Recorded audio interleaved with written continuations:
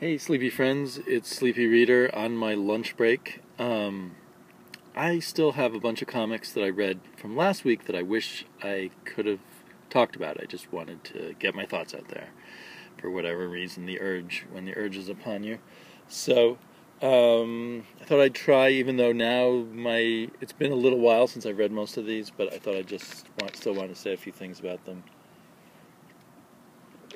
There are some interesting things in the new not the new 52, the half a reboot of the new 52 that they're calling diversity or divergence.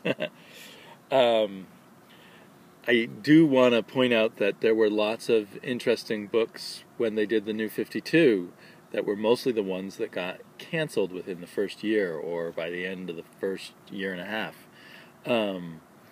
So if we see interesting books out there that aren't the typical Batman Superman, it's great to support them. Omega Men is looking like it might be one of those books. It definitely has an experimental, not a heavy-duty experimental feeling, but it's trying to do things slightly differently than you've seen before, and trying to use the format of comic books, push it a little bit, maybe more than your average Marvel or DC comic. Not that there aren't other ones by both companies that are also pushing the form in certain ways. So the writer's Tom King, and the artist is Barnaby Bagenda, someone I've never heard of, but he does a fine job, and he puts a lot of work into this because we see a lot of the 9-page grids. They don't stint on panels, and they don't do a lot of explaining. You have to figure it out as you see aliens speaking different languages and figure out which side who is on. Darn ads. Yeah, so it's very violent. It's not super graphic violence, although there are moments. But the whole implication in general is very violent, of lots of people getting killed, possibly people being tortured. This is great to have over an ad for a candy bar, this exploding alien head.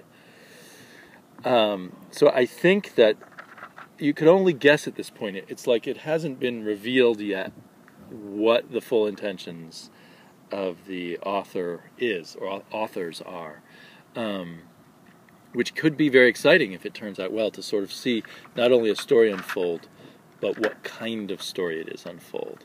Although sometimes the comfort of serialized stories like comics, or like we're used to in comics, is sort of having an idea of what the story is already. That pre-digestion. It's more work. It's a lot more work when you don't know what to expect. A lot more emotional, mental work. So at this point, you can't even tell if the rebel Omega Men are any better, or possibly worse, or the same as the evil government they're fighting against. Everyone is violent and perhaps not very considerate of incidental injuries, or what's the word? Casualties. Casualties which are not non-combatant casualties and the like. But so I'm kind of excited, kind of curious to see what's going to happen here. A lot of interesting things have happened over at Grayson. This seems like a heavier book than Grayson. Tom King, the writer here, was the co-writer on Grayson. So yeah, that's kind of exciting.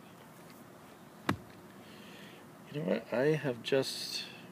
I guess I'll just pile the other comics on top of that. This table is a little damp, and it actually ruined the back cover of the Omega Men. So here is Rat God. And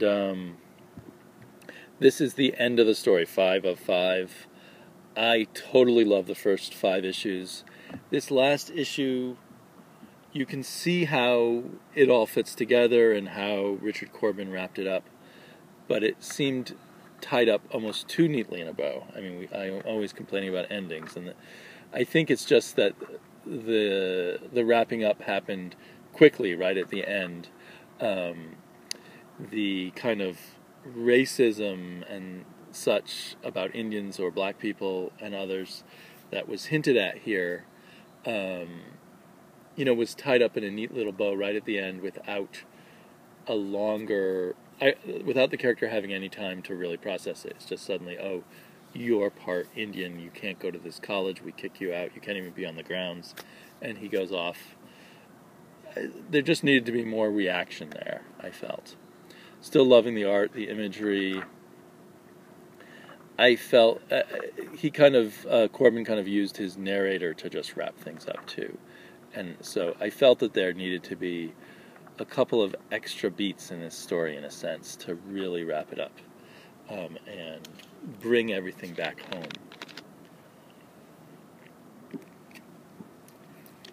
Very surprised to, in a sense, have a happy ending, though. That was quite surprising. Okay. I'm sorry I have these in no order. This would be my pick of the week, just as it was for Mark Ghost Critic. Autumnlands, Tooth and Claw number 6.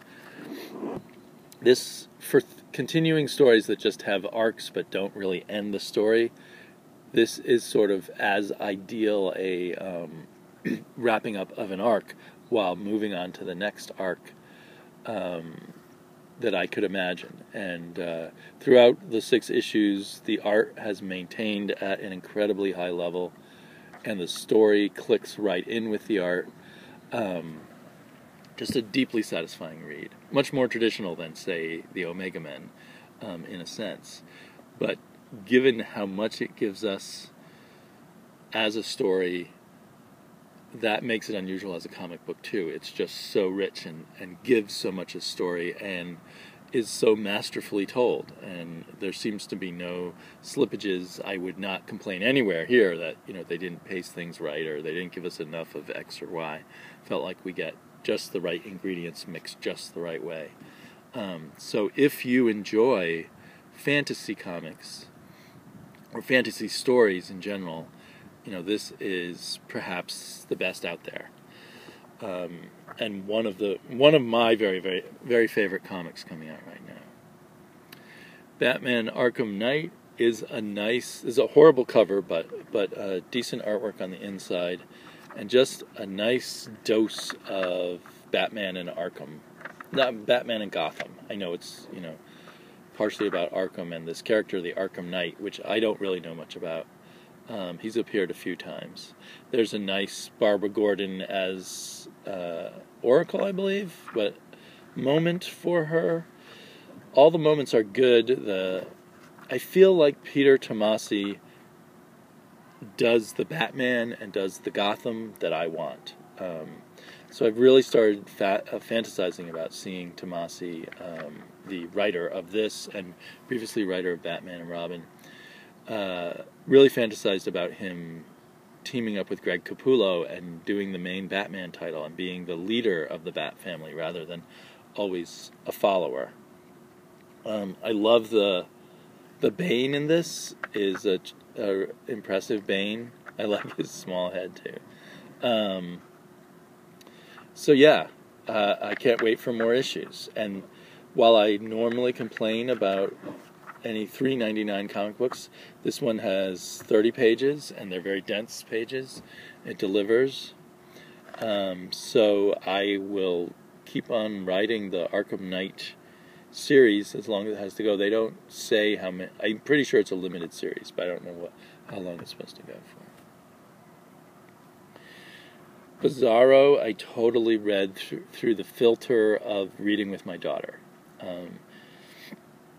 I think I would have liked it anyway, but reading out loud with a child, a story that, well, for the most part, is appropriate for her, when it's funny, just really makes the jokes work.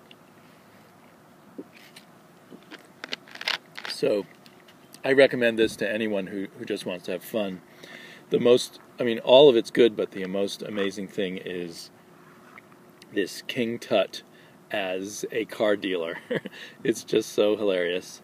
Some of this reminds me of like almost some of the high points of maybe Mad Magazine or something. It's like DC doing a Mad Magazine version of itself. There's even I don't know if it's Mort Drucker or there's some artist at Mad Magazine that some of this art reminds me of. So it was a delightful read, and I've added it to my pull list. It's a 6-issue miniseries, but I wonder if I have this hope that it'll be really popular and they'll just come back with a series of miniseries. The basic setup is a road trip between Bizarro and Jimmy Olsen. Jimmy Olsen is trying to take Bizarro to Canada, which he's telling Bizarro is Bizarro United States. They're trying to get him, I guess, away from Gotham, basically.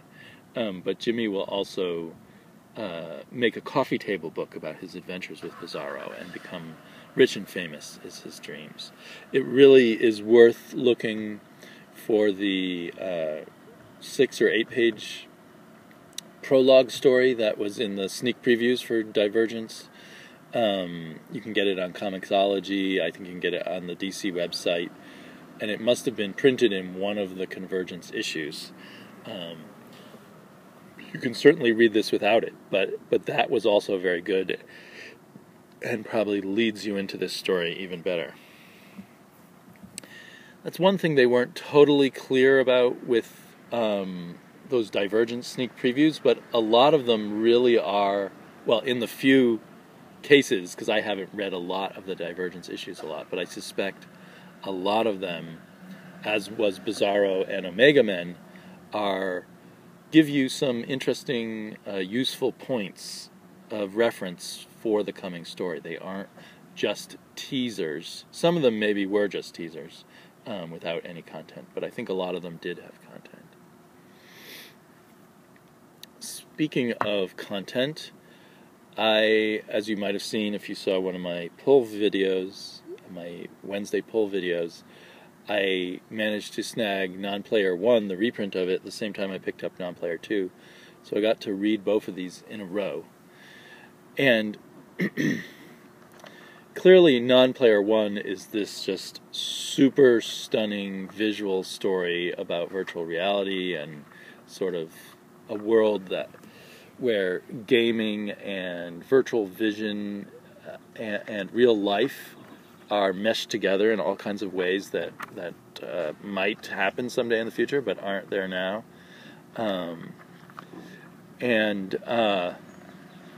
So it was a beautiful reading experience.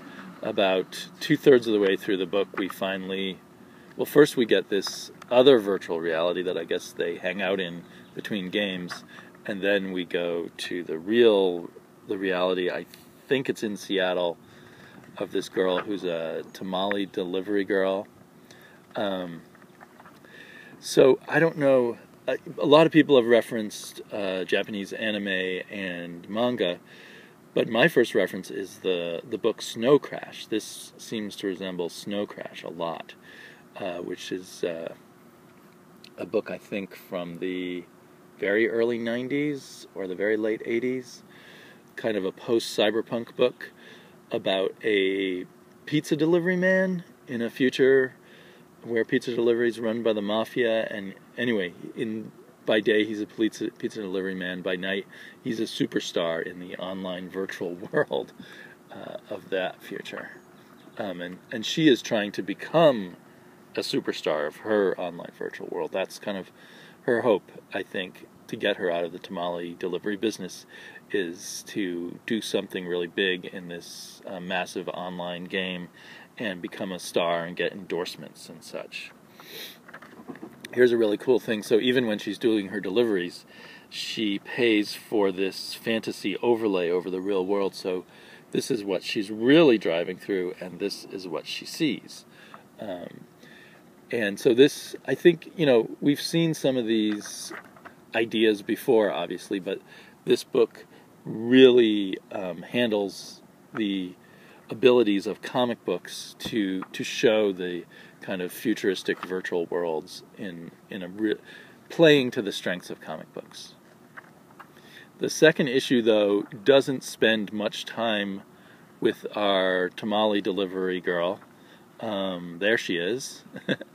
So it's kind of, we're just in part of a bigger narrative, and so, which is fine. It seemed very interesting to me, but it seems like the big problem here is that this is a piece of a graphic novel, and the last issue did it take 4 years between issues or 5 years? I've got all kinds of differing bits of information. But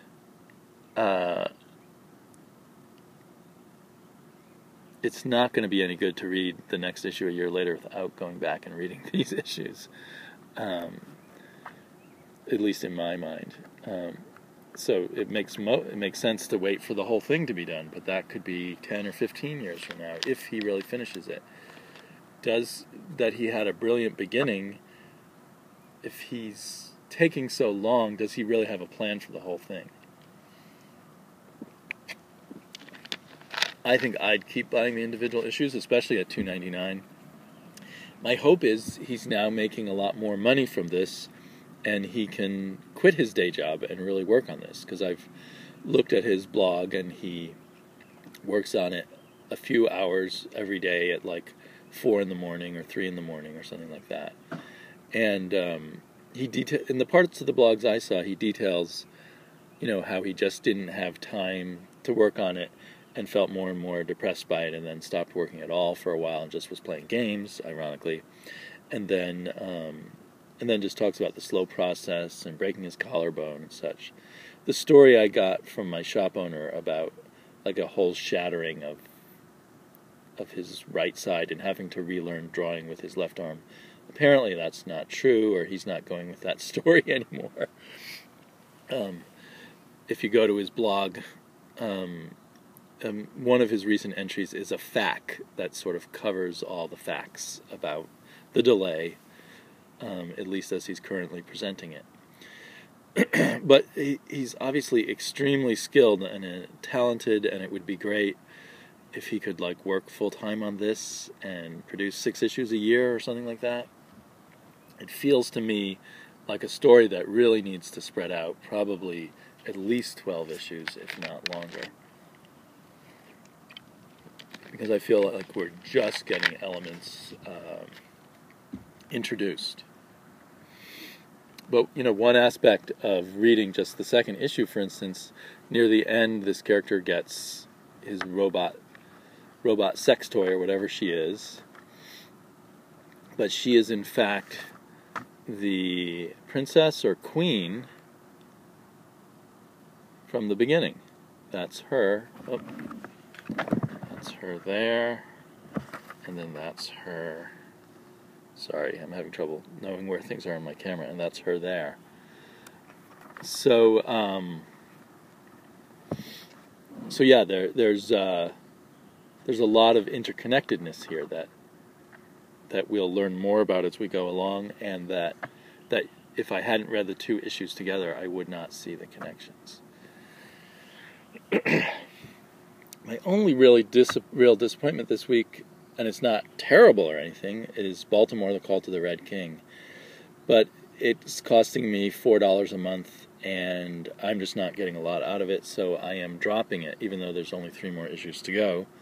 I'm dropping Baltimore, The Call to the Red King. I might buy it in hardback someday. I have a bunch of the Baltimore arcs in hardback, and I'm starting to, and then I have some in the floppies. I'm starting to think maybe I want the whole thing in hardback anyway. But certainly at the ever-increasing prices with no extra content, and stories that I'm less into than before, I just don't see the reason of picking it up monthly. Finally, not my book of the week. A lot of people really loved Airboy. I got a big kick out of it, but I wouldn't say I loved it. And for people who haven't read it, and here's where we get not safe for work, not safe for kids being nearby, or sensitive adults. Because I think as I flip through this, we're liable to see male penises, a threesome, other things like that, bad language.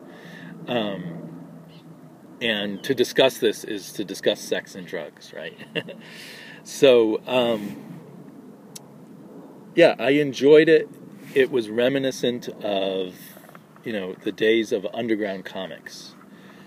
We start with our hero on the toilet. At first, I bounced off the art, but then I quickly really began to appreciate it.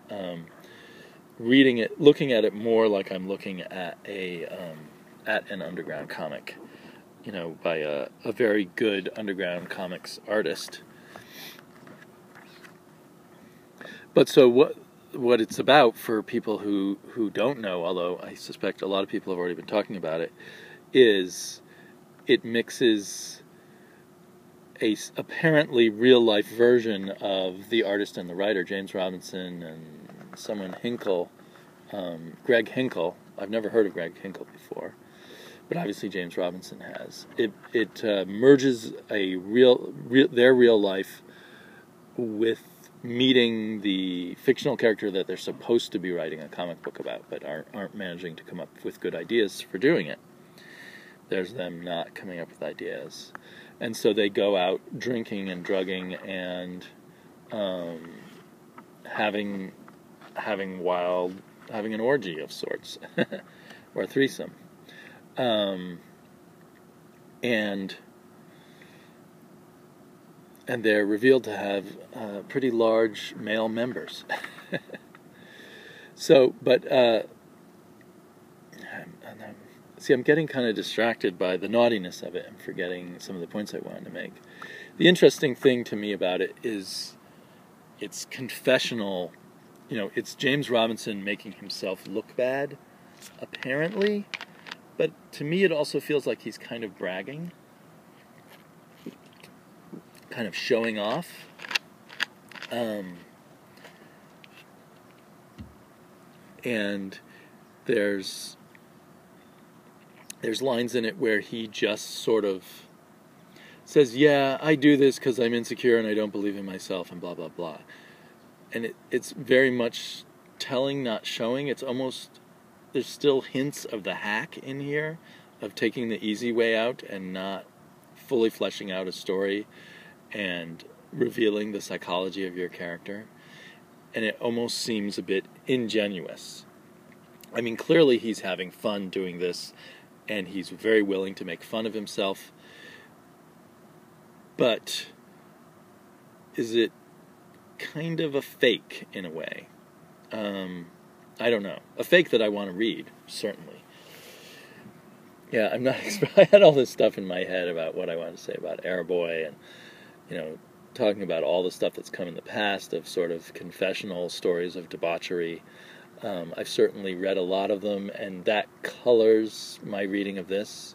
I was very taken by that kind of literature in my 20s, Henry Miller and Charles Bukowski, and, some memoirs by some gay writers, and the things that being gay put them through, and the fun they had, and the debauchery and everything. Like, I guess I'm thinking of Edmund White is his name. Anyway, a number of writers, and some comics too in the past, not as mainstream, you find them in your comic book store kind of comic books. But, yeah, so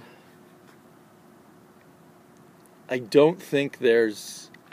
it almost feels like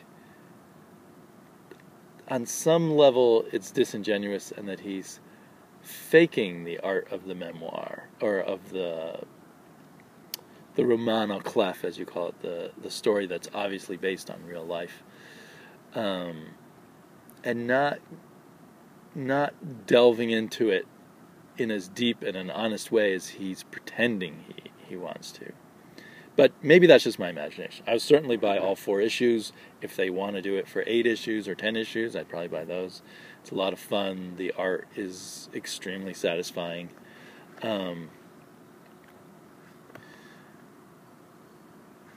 One thing I talk about memoirs of gay people, all this having a threesome, and yet the woman is hardly ever mentioned or noticed, but there's lots of focus on the penises. Is this, although we have the woman as object, we don't have any male gaze on women. It's only male gaze on males. Is this actually a tale of homosexuality? Probably not, but that just popped into my head while reading it. So I put that out there just to be impolite. Talk to you all later. Bye-bye.